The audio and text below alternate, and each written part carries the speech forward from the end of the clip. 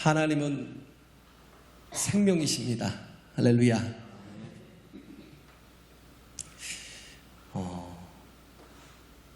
사람들이 예수를 믿기 전에는 많은 목표와 목적들이 있죠. 꿈들이 있고 비전이 있죠. 그래서 좋은 대학에 가고 좋은 지위에 오르거나 더 많은 돈을 버는 것에 그 목표를 두고 살아갑니다. 그러나 부활하신 예수 그리스도를 만난 이후에는 이런 목표들이 다 의미가 사라지는 거예요. 우린 이 땅이 다라고 생각을 하니까 이 땅 사람들이 목표로 하고 있는 모든 것들을 향해서 다 같이 쫓아가는 거죠. 어떻게 하면 한 푼이라도 더 벌까? 어떻게 하면 더 좋은 집에서 살까? 어떻게 하면 좀 더 호사를 누리고 살까? 우리는 이게 거의 우리 생활의 목표죠. 그래서 그건 단순한 거예요. 그냥 욕심이죠. 육신의 소욕. 육신의 소욕으로 사는 사람과 영의 소욕으로 사는 사람은 다르다라는 거예요. 거듭난 삶과 거듭나지 못하는 사람의 삶과는 다르다라는 거예요. 예배를 드려도 그래요. 거듭난 사람은요, 항상 하나님의 존전에 섭니다. 육신으로 예배를 드리는 사람은 항상 자기 기분의 감정에 따라서 예배를 드려요. 네. 그런 거예요. 그래서 자기 의지를 가지고 예배하는 사람과 하나님의 부르심을 따라서 그 부르심에 응답하려고 하나님께 예배하는 사람은 천지 차이라는 거예요. 이 큰 차이가 우리 교회 안에도 있겠죠. 그래서 믿음이 정말 있는 분들은 항상 중심이 그 속에 하나님 말씀이 있어서 결단 흔들리지 않아요. 시간의 테스트가 필요하잖아요. 시간의 테스트가. 항상 그 자리에 있고 어떠한 환경이든 어떠한 시험이 와도 그 중심을 잃지 않는 사람은요, 견고하게 섭니다. 그렇지만 중심이 없는 사람은 이리 흔들리고 저리 흔들리고 조그마한 시험이 와도 넘어지고 조그마한 어려움이 와도 견디지 못하고. 그래서 욥이 보면 그러잖아요. 나의 가는 길을 여호와께서 아시나니 그가 나를 단련하신 후에는 내가 정금같이 나오리라 했잖아요. 그가 나를 단련하신대요. 어디서요? 불문불에서. 우리가 금이라면, 우리가 정금이라면 하나님께서 2808도가 금이 이렇게 증발되는 그런 발화점이라면, 그런 어떤 뭐라고 그러죠? 그런 순간이라면, 그런 거기까지 하나님께서 태우시겠어요? 아니죠. 뭘 하시는 거예요? 불순물들이 다 빠질 때까지, 불순물들이 다 빠져서 그냥 가치 있게 정금만 남을 때까지. 14K, 18K가 24K하고 비교가 안 되잖아요. 왜? 불순물들이 많기 때문에. 14K 보면 가치가 별로 없잖아요. 근데 하나님께서 연단을 통해서 우리를 변화시켜 가시는데 이걸 못 견디는 사람, 이걸 견디지 못하고 조그마한 어려움이 있고 조그마한 시험이 있고 그러면 믿음이 없으니까. 왜? 자기 의지로 신앙생활을 하니까. 그죠? 자기 감정으로 신앙생활을 하니까 이걸 견디지 못하는 거예요. 복 있는 사람은 악인의 꾀를 쫓지 않고 죄인의 길에 서지 않고 오만한 자의 자리에 앉지 아니하고 오직 주의 말씀을 즐거워하여 그 말씀을 묵상하는 자라는 거예요. 이는 시냇가에 심기운 나무처럼 시조를 쫓아 과실을 맺는데 이건 결코 흔들리지 않는데요. 근데 악인은 그렇지 않으며 바람에 나는 겨와 같다는 거예요. 조금만 바람이 불면 이리 흔들리고 저리 흔들리고 열이 날아다니고 저리 날아다니고 알고 기대지 못하면 그럴 수밖에 없어요. 그래서 악인이 심판을 견디지 못해요. 의인은 그렇지 않다는 거예요. 의인이라는 건 뭐예요? 말씀이 중심이 되어 있는 사람. 할렐루야. 말씀이 중심이 되어 있는 사람, 결코 어떤 곳에도 흔들리지 않는 사람. 컴파스 얘기했잖아요. 컴파스를 싼 걸 갖다 쓰면 자꾸 중심이 흔들려서 한 바퀴를 돌려도 나중에 엉뚱한 대로 끝이 나요. 엉뚱한 대로 간다니까요. 우리가 신앙생활이 그런 것 같아요. 중심이 제대로 서지 못하면 항상 흔들려요. 바람에 나는 겨와 같아요. 정말 하나님 앞에 믿음의 사람으로 서야 되는데 그렇지 못하고 늘 항상 무엇을 붙들고 사냐면 뭘 먹을까, 무엇을 입을까, 뭘 마실까. 항상 늘 염려가 있어요. 왜 염려가 있는지 아세요? 내일이 있기 때문에. 내일에 대한 걱정 때문에. 오늘을 뭐예요? 염려하면서 지옥 속에 사는 거예요. 근데 성도들은 뭘 경험했어요? 부활을 봤잖아요. 예수의 부활을 봤잖아요. 예수의 부활하신 예수를 만난 사람은요, 내일을 보는 게 아니에요. 뭘 봐요? 영혼을 바라봐요. 할렐루야. 영혼을 바라보기 때문에, 그렇기 때문에 우리에겐 그냥 내일이 끝이 아니에요.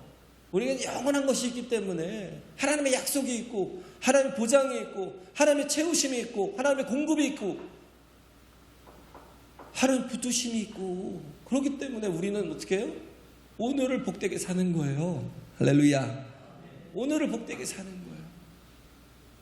근데 자기 의지나 자기 감정이나 자기 기분으로 사는 사람은요, 신앙생활도 절대 안 돼요. 깊은 삶이 안 되고 성장하고 성숙된 삶이 안 돼요. 이걸 극복해야 되는데 점점 더 이렇게 힘들어지는, 저도 좀 내가 이렇게 목회자로서 참 부족한 게 많구나 하는 걸 많이 느껴요. 왜 믿음을 주지 못하고 변화되는 삶, 거듭난 삶을 주지 못하고 있을까? 그 생각에 좀 아침에도 이렇게 예배 시작을 하면서 빈 자리들 와야 될 분들이 안 오고 그러면 저 자신에 대한 자괴감이 들더라고요. 내가 참 너무 부족하고 연약하구나, 그 생각이 들어요. 근데 우리는 정말 부활하신 예수님을 만난 사람은요, 더 이상 이 세상의 목표와 목적이 의미가 없어요. 바울이 그랬어요. 제자들이 달라졌잖아요. 왜? 부활하신 주님을 만났기 때문에. 할렐루야. 제자들이 그 철없던 제자들도 바뀌잖아요. 부활하신 주님을 만났기 때문에. 바울도 바뀌었잖아요. 세상 사람들이 그토록 존경에 맞지 않는 그런 어떤 정말 그 가문의 그 혈통과, 좋은 가문의 혈통과, 또 자기의 어떤 학문한 그런 학문에 대한 자부심이 가득했던 사람이 바울이었고요. 자기는 유대인들의 정신적인 그 삶들을 이끌 수 있는 랍비가 되는 걸 꿈꿨어요. 그렇게 열심히 달려왔어요. 그런데 부활하신 예수님을 만나니까 그게 다 부질없어진 거예요. 다 배설물처럼 된 거예요. 야, 내가 그동안 같이 여겼던 혈통 이거 아무것도 아니고, 내가 유대인이라는 거, 껍데기가 유대인이면 뭐하냐라는 거예요. 이게 별거 아니라는 거예요. 내가 가말리엘의 문화에서 배웠고, 내가 정말 열심으로는 바리새인이었고, 내가 또 로마의 시민권을 가진 자로 이렇게 이 땅에서 어떻게 보면 높은 지위를 누리고 살 수 있는 사람이라는 그 긍지가 있는데, 근데 예수님을 만나고 나니까 이게 다 배설물이야. 이걸 자꾸 드러낼수록 냄새가 나, 똥내가. 왜? 부활하신 주님을 만났기 때문에. 자신의 생각에 예수는 죽었다고 생각했는데, 예수는 죽었다고 생각하기에 거짓 소문을 퍼뜨리는 저 이단 그리스도쟁이들이, 예수쟁이들이 더 이상 정말 활동하지 못하도록 핍박하기 시작한 거예요. 스데반을 돌로 쳐서 죽이고, 그 일에 또 증인된 자로 섰고, 또 열심을 가지고 그리스도를 핍박하는 사람을, 그런 삶을 살았어요. 그래서 다메섹으로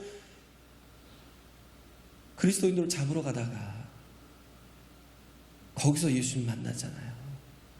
사울아 사울아 부르실 때 주여 니시오니까 나는 네가 핍박하는 예수야. 예수는 죽은 줄 알았어요. 예수는 이 땅에 그냥 사람인 것으로 알고 그 헛된 꿈을 꾸다가 그렇게 죽은 줄 알았어요. 그런데 그가 부활하셨고, 그래서 예수 믿는 사람들의 그 증거가 참임을 알았고요. 그가 하나님이심을 알았어요. 자기의 열심, 자기의 의지, 자기의 어떤 그런 감정을 가지고 내가 하나님을 잘 믿는다고 생각을 하고 나도 그래도 말씀을 잘하는 사람이야 라고 생각을 하고 그렇게 달려왔지만, 근데 정작 말씀이신 하나님, 말씀이신 예수 그리스도를 자신은 만나지 못한 것. 예수님이 늘 그 주변에 계셨지만 그러나 만나지 못하고 오히려 예수를 핍박하는 자로 섰던, 내 열심과 이 내 감정을 따라 사는 이 모든 삶이 아무리 열심을 내고 아무리 그렇게 일을 해도 결국은 하나님 앞에 죄인된 자요 하나님과 원수된 자로 살 수밖에 없구나. 거기서 깨진 거예요. 다 버린 거예요. 주님을 만나면 인격 대 인격으로 좀 만났으면 좋겠어요. 할렐루야. 예배가 그래요. 예배가 인격 대 인격으로 내 인격이 온전히, 왜? 나는 정말 낮아지지 않으면 주님을 만날 수가 없어요. 자기의 감정을 그대로 가지고 있고 자기의 어떤 생각을 그대로 가지고 있고 자기 의지를 그대로 가지고 있는 한 주님은 그를 만날 수가 없어요. 내가 마음을 열지 않는데. 주님은 이 자리에서 문을 두드리시지만 그러나 내가 그 강팍함에 문을 열지 않기 때문에 주님을 만날 방법이 없는 거예요. 주님은 우리를 부르셨어요. 부르신 걸 소명이라고 그러죠. 콜링이라고 합니다. 자기 의지 가지고 살았던 대단했던 사람이 모세였어요.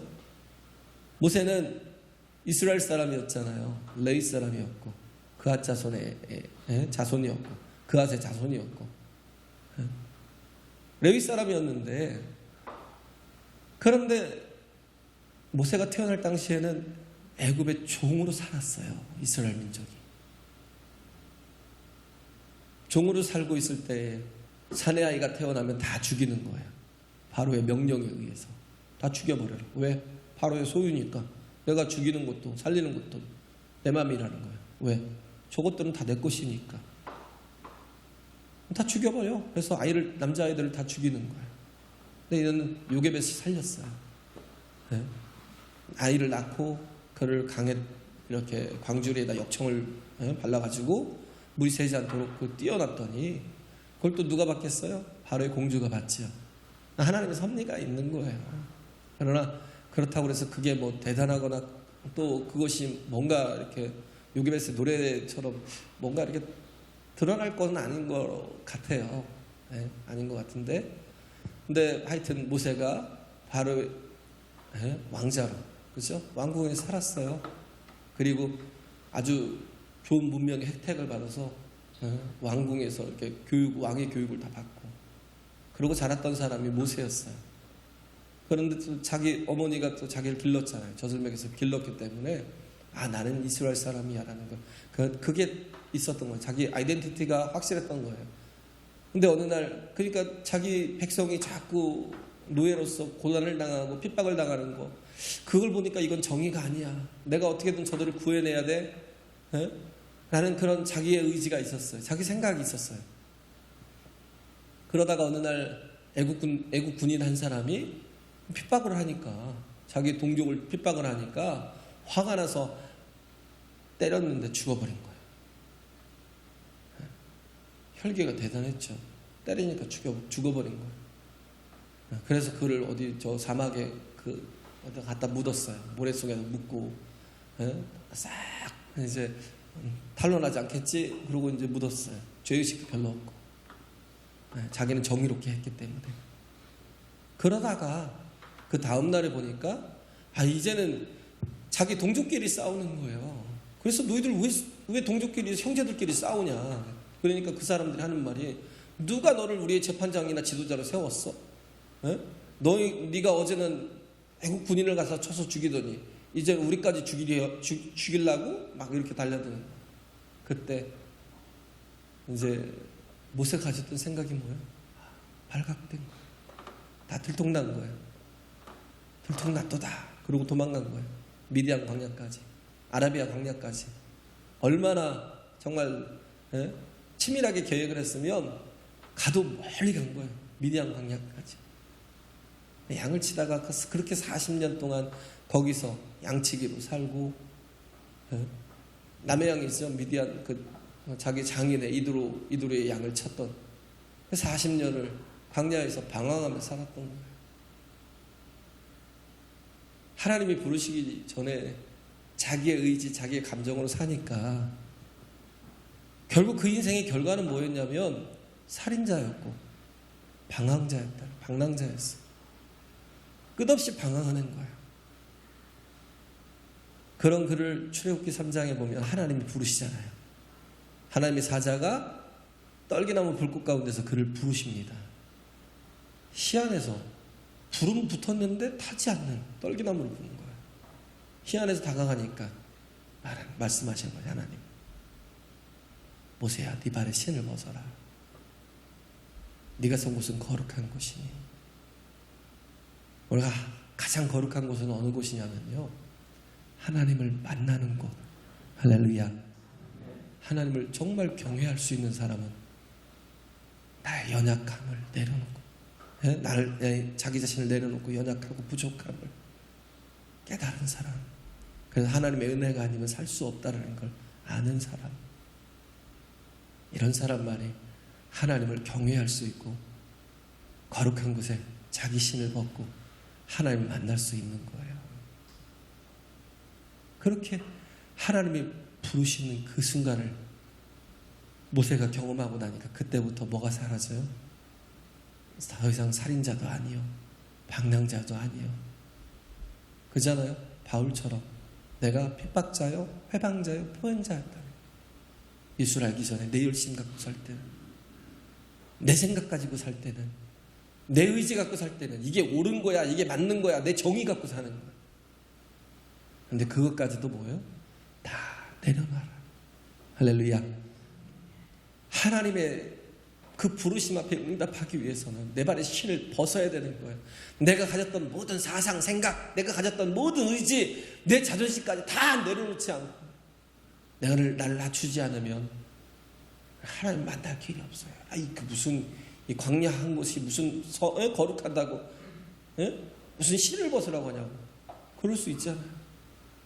그럼에도 불구하고 모세는 하나님이 그렇게 연단하신 거예요. 40년 동안 노바디로, 완전한 노바디가 된 거예요. 나띵인 거죠. 아무것도 아닙니다. 나는 아무것도 아닙니다. 이렇게 만들어 놓으니까 그때서야 하나님께서 쓰시는 거예요.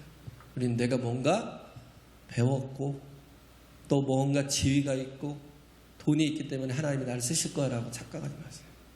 하나님은요, 가장 약한 자, 병든 자, 자기를 낮추는 자를 하나님 쓰십니다. 할렐루야. 하나님은 교만한 자를 쓸 수가 없어요. 높은 자는 쓸 수가 없어요.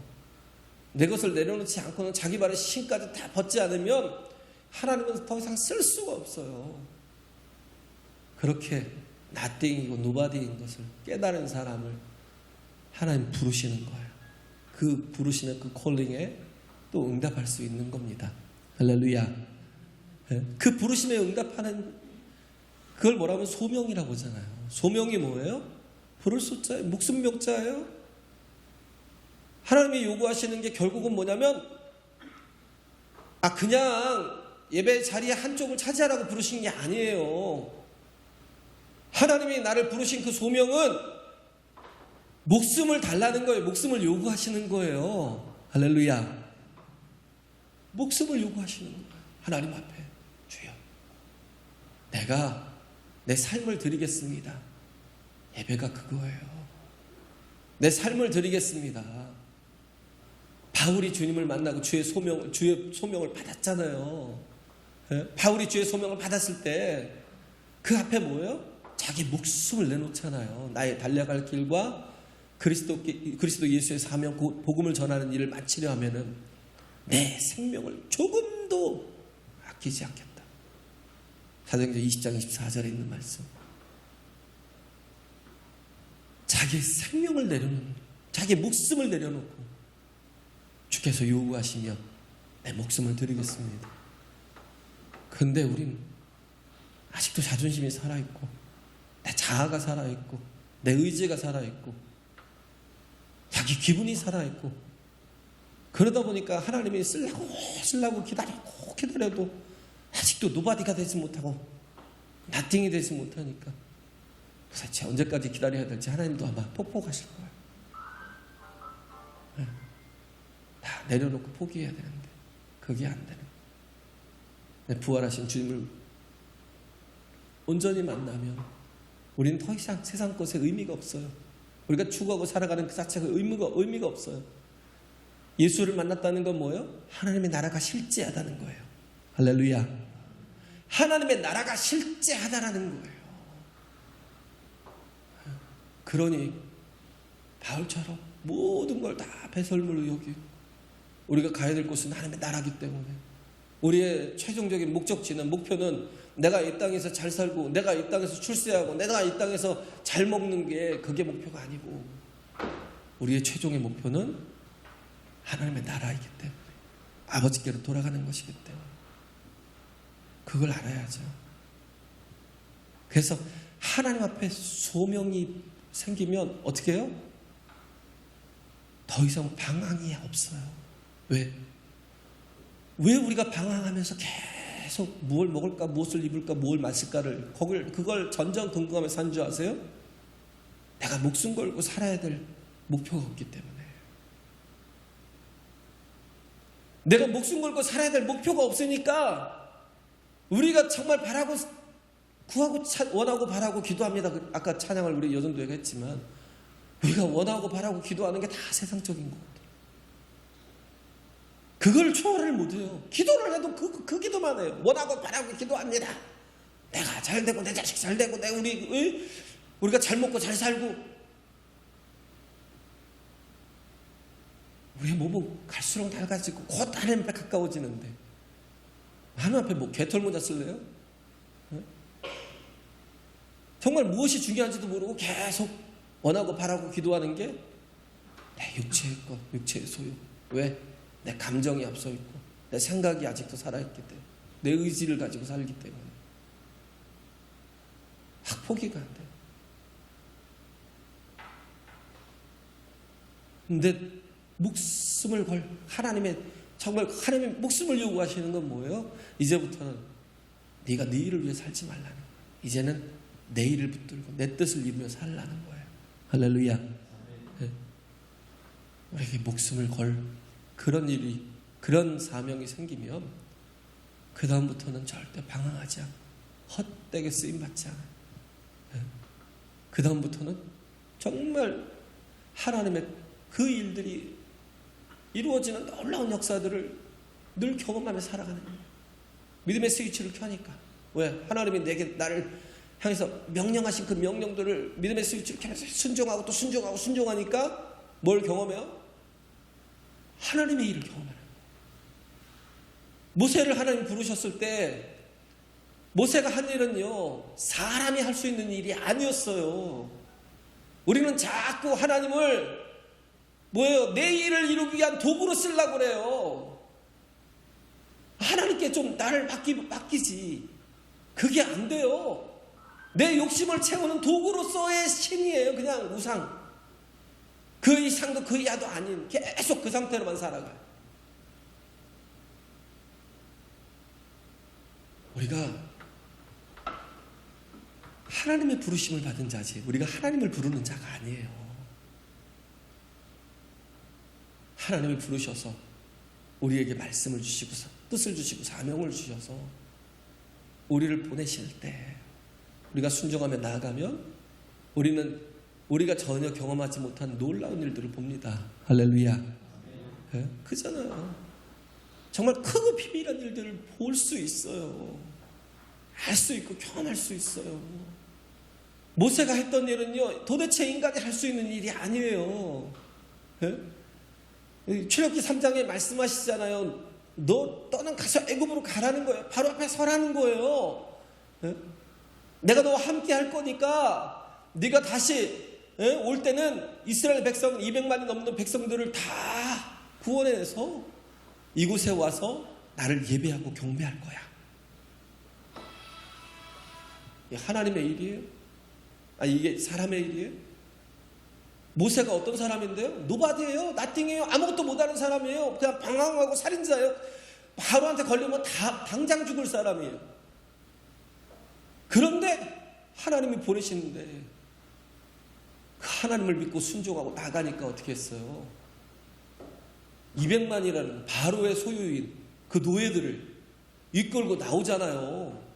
이끌고 나오면서 그 바로의 군사로부터 한 영혼도 잃지 않고 다 지켜내고 홍해 앞에서도 홍해를 육지처럼 건너고 그리고 하나님의 산 그 시온산 그 호렙산에 서가지고 어떻게 해요? 하나님을 예배하잖아요. 할렐루야. 하나님이 주신 그 비전, 그 꿈은 인간의 것이 아니거든요. 인간이 도무지 할 수 있는 게 아니에요. 하나님의 일을 이루게 하시는 거예요. 그런데 그 일이 가능한 거예요. 하나님을 만나는 거. 부활하신 주님. 할렐루야. 내가 만난 하나님. 부활하신 하나님. 부활하신 정말 예수. 그래서 내가 만난 하나님. 영생을 주시는 하나님. 생명을 주시는 하나님. 그분이 어떤 분이에요? 바라의 하나님. 창조주의 하나님이라고요. 바라. 내가 새 일을 행하리니.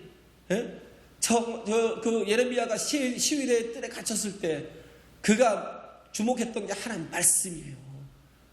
그 깊은 웅덩이와 수렁에 빠져있을 때 우리가 정말 주목해야 될 게 뭐냐면 하나님의 말씀. 그 말씀이 내 속에 있으면 그 말씀이 나를 건지고 나를 견인해서 뭐예요?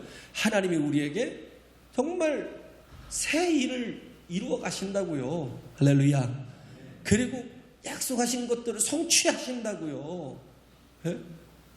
예레미야 33장 1절 2절 이 2절이 그 말씀이에요. 하나님께서 새 일을 이루어 가실 거야. 말씀을 주시는데 그 말씀을 하시는 거예요. 그리고 내가 친히 그 약속을 성취할 거야 라고 말씀하셔요. 그러니까 3절에 뭐라고 그래요? 우리가 가장 잘 아는 말씀, 너는 내게 부르짖으라. 내가 내게 응답하겠고 네가 알지 못하는 크고 비밀한 일, 하나님의 일, 우리가 전혀 상상할 수 없는 일, 그 일을 우리에게 보이시겠대요. 할렐루야. 말씀이 있으면 내 생각, 내가 세상 것에 그것에 의해서 내가 선포하고 그러지 않아요. 부르짖으라는 말은 구하라는 뜻도 있지만 선포하라는 뜻이 있어요. 선포하는 거예요. 하나님의 뜻이 이루어질지어다. 이 군산이 다 변화될지어다 하고 선포할 때 우리가 믿음으로, 왜 하나님 말씀이 내 안에 있잖아요. 그 말씀 붙들고 선포할 때 어떻게 해요? 일어나는 거예요. 은과 금은 내게 없거니와 내게 있는 정말 나사는 예수 그리스도의 이름으로 내게 명하는 일어나 걸으라 하면 잡아 일으키니까 그가 걷고 뛰고 찬송하면 같이 성전에 들어가서 간증하는 거예요. 부르짖으라, 선포하라. 왜? 말씀이 있기 때문에. 할렐루야. 모세가 경험했던 하나님의 일, 믿음의 사람 다 그걸 경험하며 살 수 있어요. 정말 주님 앞에 주의 부르심에 응답하며 나가는 사람. 이 바울이 전에는 핍박자요, 보행자요, 해방자였지만 그러나 부활하신 주님을 만나고 그의 부르심에 응답하면서 살 때에 그가 했던 일들은 세상 일이 아니에요. 자기 일이 아니에요. 자기 힘으로 할 수 있었던 일이 아니에요. 어마어마한 일들을 이루어 가잖아요. 가는 곳마다 교회를 세우고 가는 곳마다 정말 놀라운 하나님의 역사들을, 이적과 표적과 기사들을 보이고 그러면서 자기는 또 묶여서 가잖아요. 죄수로 가요? 로마로 갔어요? 죄수된 몸으로 가서 로마로 갔는데 그를 통해서 로마가 변화되는 거예요. 할렐루야. 내가 어떤 환경에 있든 어떤 처지에 있든 어떤 환경에 그런 형편에 있든 상관이 없어요. 하나님이 일하시는 거예요. 나를 통해서. 그걸 보는 거예요. 하나님의 일을 이루어짐을.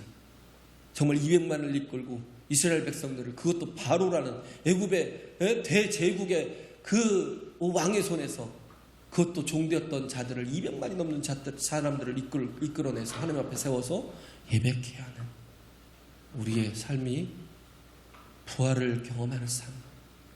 우리는 부활을 보고 하나님의 나라의 실제를 보는 사람은요, 삶이 달라요. 세상 것에 연연하지 않아요. 이걸 아는 사람은요, 그의 나라와 그의 의를 먼저 구하라는 말을 아는 사람이에요. 뭘 먹을지 입을지 마실지가 더 중요하지. 뭘 그의 나라와 의를 구해? 만난 적이 없으니까. 부활하신 주님을, 하나님의 부르심을 받은 적이 없으니까. 목숨을 요구하시는, 그래서 목숨을 걸고 우리가 정말 추구해야 될 목표가 없는 사람들이니까. 그 나라와 의를 구하면 아무것도 아니잖아요. 이 모든 것들을 다 도와시겠대요. 할렐루야.